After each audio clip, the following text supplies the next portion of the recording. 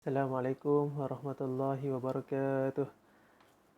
Baik, Alhamdulillah. Okay, kita sambung lagi kelas kita, pembelajaran pendidikan Islam kita pada kali ini untuk tahun 4. Okay, kita sambung dan kita masuk bab ibadah. Bab ibadah tajuk yang ketiga. Dalam buku teks kita ni, unit 3, tajuk yang ketiga dalam bab ibadah, iaitu bulan penyucian jiwa. Bulan penyucian jiwa. Okey, apa tu bulan penyucian jiwa? Bulan apa kan? Okey, jom kita tengok. Baik. Okey, yang dimaksudkan dengan bulan penyucian jiwa ni adalah bulan Ramadan. Bulan Ramadan. Kenapa bulan Ramadan dikatakan bulan penyucian jiwa? Apa yang ada dalam bulan Ramadan? Apa yang kita buat dalam bulan Ramadan? Tak makan, tak minum, apa dia? Berpuasa kan? Berpuasa. Dan kalau kita tengoklah, kalau kita ingat pun, dalam banyak bulan, hanya satu bulan je yang kita ingat. Apa dia? Bulan Ramadan. Sebab apa? Sebab dalam bulan tu kita kena berpuasa. Kan? Dalam 12 bulan Islam tu, majoriti lah, kebanyakan kita ni ingat bulan Ramadan. Mesti ingat, takkan lupa. Kan? Okey, jom kita tengok apa maksud puasa. Baik. Puasa ialah menahan diri. Kita tengok dalam buku teks kita ni. Puasa ialah menahan diri daripada melakukan perkara-perkara yang membatalkan puasa, bermula daripada terbit fajar hingga terbenam matahari, disertai dengan niat. Okey. Nampak tu maksud dia. Jadi puasa ni adalah perkara-perkara perkara menahan diri. Puasa ialah menahan diri daripada melakukan perkara-perkara yang membatalkan puasa. Kita tahan diri daripada buat ataupun melakukan perkara-perkara yang membatalkan puasa, bermula daripada terbit fajar, pada waktu subuh tu, sehingga terbenam matahari. Bila? Pada waktu maghrib. Azan maghrib tu kita dah boleh berbuka puasa. Jadi itu adalah maksud puasa, pengertian puasa. Apa dalilnya? Dalam Quran Allah beritahu, A'udzubillahi minasyaitonirrajim. Ya ayyuhallazina amanu kutiba alaikumusiyam kama kutiba alal ladzina min qablikum la'allakum tattaqun. Apa maksudnya? Wahai orang-orang yang beriman, kamu diwajibkan berpuasa sebagaimana telah diwajibkan kepada umat-umat yang terdahulu sebelum kamu. Maksudnya sebelum kita ni, umat Nabi Muhammad ni, umat-umat yang Nabi-Nabi dulu pun dah pernah Allah perintahkan mereka berpuasa. Ibadah puasa ni dah ada dulu lagi pun dah ada dah. Dah ada dah. Cuma mungkin caranya lain ataupun kaedahnya lain. Macam kita, umat Nabi Muhammad ni, kita diwajibkan ataupun kita diperintahkan puasa 1 bulan di bulan Ramadan. Mungkin umat-umat dulu tu lain kan, dia punya tu. Tapi nak bagi tahunya, ibadah puasa tu memang dah ada kan. Supaya apa? Dengan berpuasa ni supaya kamu menjadi orang yang bertakwa, kan. Okey, jadi apa hukum puasa? Hukum puasa berdasarkan, tengok. Hukum puasa berdasarkan dalil di atas, ayat Quran dekat atas tu. Jadi diwajibkan bagi semua umat Islam yang mampu menunaikan puasa pada bulan Ramadan. Jadi hukum puasa ni adalah wajiblah bagi umat Islam yang mampu berpuasa. Wajib berpuasa berdasarkan dalil ayat Quran di atas tu. Siapa yang mampu berpuasa, diwajibkan mereka berpuasa. Yang tidak mampu, tak diwajibkanlah, tapi diwajibkan qada balik, ganti balik. Ganti balik puasa yang dia tinggal bila dia dah sihat nanti. Kan? Baik, rukun puasa. Puasa pun ada rukun dia juga. Macam rukun Islam, rukun iman kan. Rukun tu. Puasa pun ada rukun dia juga. Solat pun ada rukun dia juga. Ni puasa. Puasa pun ada rukun dia juga. Apa rukun puasa? Ada dua rukun puasa. Ada dua rukun puasa. Apa dia? Pertama, niat. Niat. Niat ni mesti dah. Niat ni mestilah. Wajib kita niat. Apa niatnya? Kalau dalam bahasa Arab, dalam dulu-dulu pernah Ustaz dengar ada lagu. Nawaitu sawma ghadin an ada'i fadhi Ramadan. Hadhihi sanati lillahi ta'ala. Tu lagu dalam bahasa Arab. Maksudnya, tu niat yang dalam bahasa Arab lah lafaz dia. Masuk kepada niat tersebut sahaja aku berpuasa esok hari untuk menunaikan fardu bulan Ramadan pada tahun ini kerana Allah Ta'ala. Ni maksudnya yang ni niat dalam hati kita. Okey, kita baca dalam hati kita sahaja aku berpuasa esok hari bagi menunaikan fardu bulan Ramadan tahun ini kerana Allah Ta'ala. Kan? Tu niat puasa. Baik, yang kedua, rukun yang kedua, tidak melakukan perkara yang membatalkan puasa. Tak melakukan perkara yang membatalkan puasa. Kalau buat, batal lah puasa. Jadi kita tak boleh buat perkara yang membatalkan puasa. Kalau buat, batal lah puasa. Jadi ada dua rukun. Pertama, niat.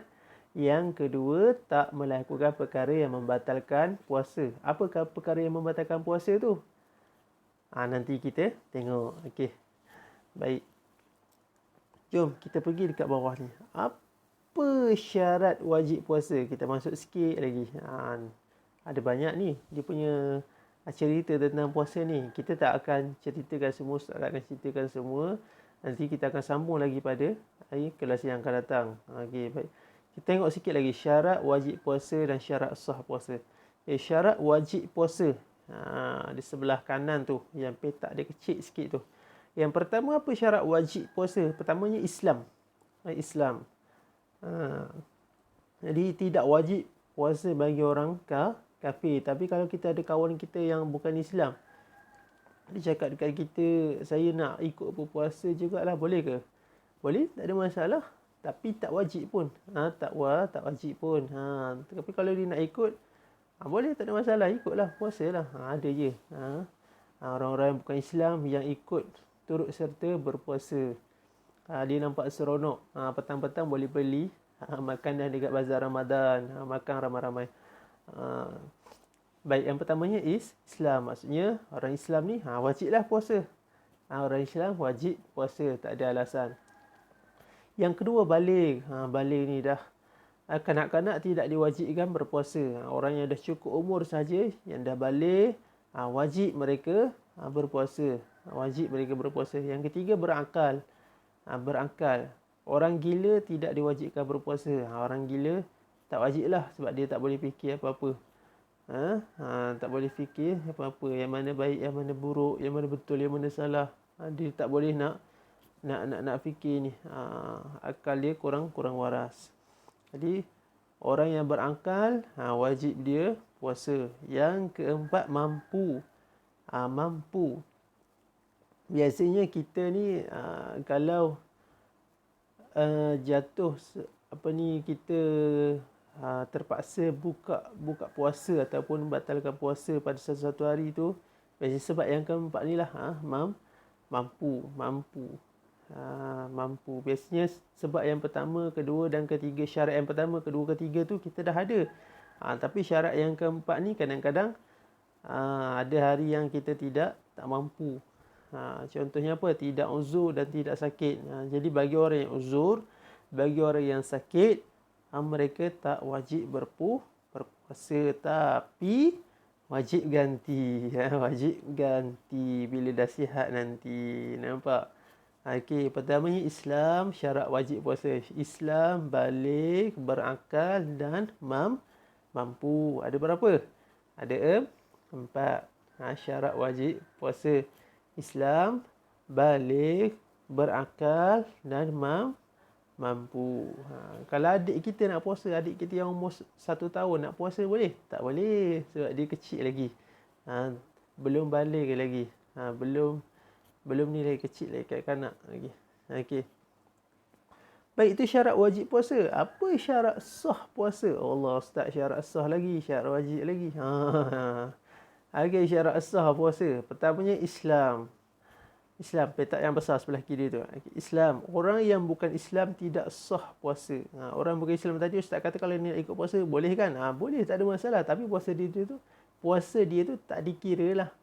Tak dikira dan tak diterima pun sebab dia bukan Islam. Tapi kalau dia nak ikut puasa-puasa, ikut-ikut je puasa, boleh, tak ada masalah. Ikut dia lah. Maksudnya terserah pada diri dia lah. Kita tidak boleh menghalang. Kita tak ada halangan. Tapi puasa tu tak ada apa-apa nilai pun, tak diterima pun, kan. Tapi manalah tahu, kita berdoa lah, mudah-mudahan dengan dia ikut cara kita berpuasa dan sebagainya tu, satu hari nanti terbuka hatinya untuk menerima Islam, kan. Okey, jadi syarat sah yang pertama adalah Islam. Tidak sah puasa orang yang tidak Islam ataupun bukan Islam dia. Yang kedua, suci daripada haid, nifas dan wiladah. Ini bagi perempuan lah. Perempuan yang dah keluar haid, ada nifas. Haid ni darah yang keluar setiap bulan tu kan, darah haid. Perempuan tahulah. Nifas dan wiladah ni darah akibat daripada bersalin. Yang ketiga, berakal, mumayyiz. Tidak sah puasa orang gila, pengsan dan belum mumayyiz. Mestilah syarat yang ketiga ni, mestilah orang yang berpuasa ni berakal, mestilah mumayyiz. Mumayyiz, berakal. Tidak sah puasa orang gila. Tadi pun kita dah cakap dah, orang yang kurang waras, orang gila pun tak wajib puasa. Kalau dia puasa lagilah tidak sah, kan. Sama juga orang yang pengsan. Pengsan ni sebab dia sebelum subuh lagi dah pengsan dah. Sebelum mula puasa lagi dah pengsan lah. Sedar-sedar tengah hari. Jadi dia tak wajib lah puasa. Dan kalau dia puasa pun, orang ni tak sah lah. Tak sah. Yang keempat, bertepatan dengan waktunya. Tidak berpuasa pada hari-hari yang diharamkan berpuasa. Contohnya hari raya Aidilfitri dan Aidiladha. Kita ni semangat sangat nak puasa kan, Ustaz, saya tak cukup lah puasa bulan Ramadan. Saya nak sambung lagi puasa hari raya, boleh tak? Tak boleh. Tak boleh. Sebab apa? Sebab kita ada hari-hari yang kita diharamkan puasa. Ada hari yang diwajibkan puasa dan ada hari yang diharamkan puasa. Hari yang diwajibkan puasa ni hari apa? Hari puasa waktu bulan Ramadan, 30 hari tu.